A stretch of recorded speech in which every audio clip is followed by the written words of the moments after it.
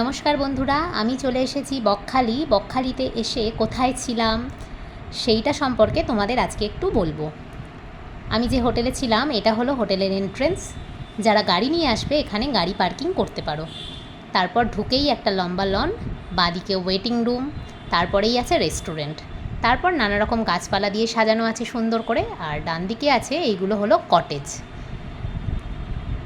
সোজা চলে গেলেই বাঁদিকে পড়বে লিফট, ডান দিকের রাস্তাটা হলো সুইমিং পুলের, আর এটি হলো রিসেপশান। সোজা গিয়ে ঢুকেই পাবে রিসেপশানটা মোটামুটি সাজানো গোছানো, পরিষ্কার পরিচ্ছন্ন, রুম সার্ভিস এদের খুবই ভালো।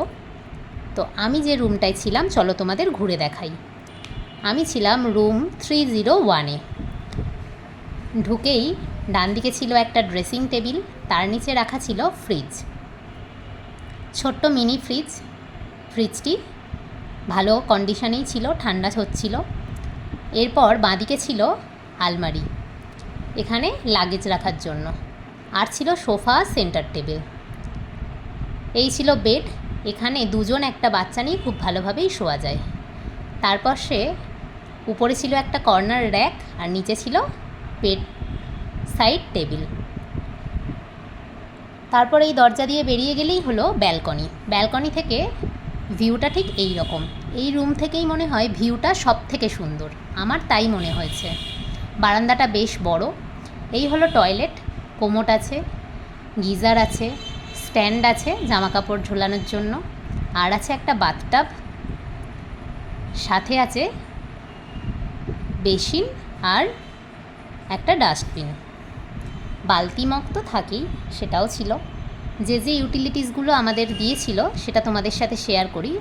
দিয়েছিল দুটো ব্রাশ, সাথে ছিল একটা চিরুনি, আর দিয়েছিল একটা কোলগেট মাজন, সাবান একটা, আর একটা শ্যাম্পু।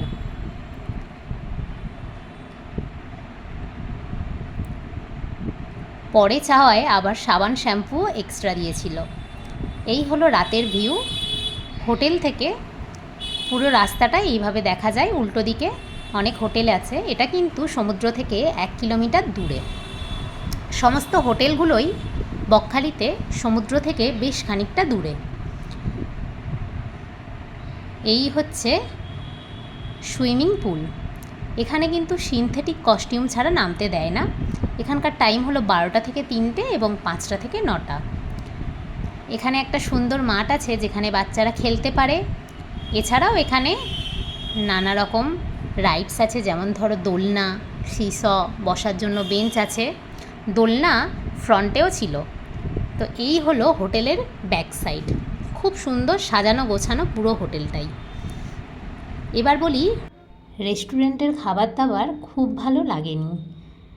কোয়ালিটি ভালো হলেও টেস্ট খুব ভালো ছিল না। এর থেকে বাইরের খাবার অনেক বেশি আমার ভালো লেগেছে, ওই জন্য আমরা প্রথম দিন এখানে খেলেও পরের দিন আর খাইনি।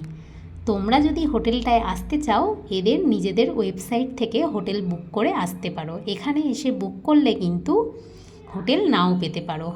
বকখালিতে কিন্তু এসি হোটেলের সংখ্যাটা একটু কম।